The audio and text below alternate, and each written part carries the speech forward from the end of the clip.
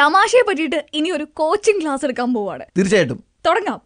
919 സ്പോട്ട്ലൈറ്റിൽ ഈ മൈക്കിന് ഇപ്പുറം ഞാൻ നിത, മൈക്കിന്റെ അപ്പുറ സൈഡിൽ നടൻ ഹരിശ്രീ അശോകൻ. എങ്ങനെ മികച്ച തമാശകൾ പറയാന്നുള്ളതിനെ കുറിച്ചിട്ടേ നടൻ ദിലീപ്, ഡയറക്ടർ റാഫി ഇവരൊക്കെ വന്ന സമയത്ത് 919 സ്പോട്ട്ലൈറ്റിൽ ഒരു വലിയ ക്ലാസ് ഒക്കെ എടുത്തതാ.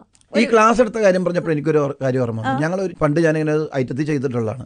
ഒരു റെയിൽവേ സ്റ്റേഷനിൽ കൂടിയിരിക്കുന്ന ആൾക്കാർ, ഞാൻ, NF റീസ്, ജോർജ്, ദിലീപ് ഒക്കെ ആയിട്ടുള്ള ഒരു ഐറ്റം, മദ്യപാനിയായിട്ടുള്ള ഒരാൾ വെയിറ്റ് ചെയ്തിങ്ങനെ ഇരിക്കുകയാണ് പ്ലാറ്റ്ഫോമിൽ. അയാൾ മറ്റുള്ളവരെ ബുദ്ധിമുട്ടിക്കുക, അതാണ് ഐറ്റം. NF റീസ് പത്രം വായിക്കുമ്പോൾ അതിൻ്റെ തലയിട്ട് നോക്കുക, എന്നിട്ട് ഓരോ കമൻറ്റുകൾ പറയുക. 50 ഏക്കർ നിര്യാതനായി. 50 ഏക്കർ അല്ലടോ, 50 ഏക്കർ. കണ്ടില്ല, മനസ്സിലായില്ല. അങ്ങനെ ഓരോ തമാശകൾ പറയുക. കുറേ ബുദ്ധിമുട്ട് അനുഭവിച്ച് കഴിയുമ്പോൾ NF റീസ് നിങ്ങൾ മാറിയിരിക്കടോ എന്ന് പറയും. അപ്പോൾ ഇയാൾ എങ്ങോട്ട് പോകണം? ഞാൻ മദ്രാസിലേക്ക് പോവുക. ഞാനേ ചെയ്യണം. ഞാൻ പറയും ഞാൻ മദ്രാസിലേക്ക് പോവുകയാണ്. അവിടെ എന്താണ്? അവിടെ മദ്രാസ് യൂണിവേഴ്സിറ്റിയിൽ ക്ലാസ് എടുക്കുക. ക്ലാസ് എടുക്കുന്നത് എന്നോട്? അയ്യോ അത് ശരി, സോറി ഞാൻ അറിഞ്ഞില്ല കേട്ടോ എന്ന് പറഞ്ഞ് എന്നോട് സോറി പറയും. അപ്പോൾ നേരത്തെ ഇവിടെ ഞാൻ 2 കൊല്ലം ഇവിടെ കേരള യൂണിവേഴ്സിറ്റി ക്ലാസ് എടുത്തു, മഹാരാജ് കോളേജിൽ 2 കൊല്ലം ക്ലാസ് എടുത്തു, SB കോളേജിൽ 2 വർഷം ഉണ്ടായിരുന്നു. പിന്നെ ഇപ്പം ഞാൻ മദ്രാസ് യൂണിവേഴ്സിറ്റിയിൽ ക്ലാസ് എടുക്കുന്നു. അപ്പോൾ NFIക്ക് ഏത് വിഷയമാണ്, ഏതാണ്, ലെക്ചറാണോ അല്ലെങ്കിൽ മറ്റേ? ഇല്ല, ഞാൻ അവിടെയൊക്കെ ക്യാൻറ്റീനിൽ ക്ലാസ് എടുക്കുന്ന ആളാണ് എന്ന് പറഞ്ഞു. അപ്പോൾ ഈ ക്ലാസ് എടുക്കുന്ന കാര്യം എനിക്ക് പറഞ്ഞപ്പോൾ അത് ഓർമ്മ വന്നു. ചിലപ്പോൾ ഒരു പക്ഷേ ക്ലാസ് എടുത്താൽ ഞാൻ ഇങ്ങനത്തെ ക്ലാസിൻ്റെ കാര്യം ആയിക്കോട്ടെ ഞാൻ പറയുന്നത്.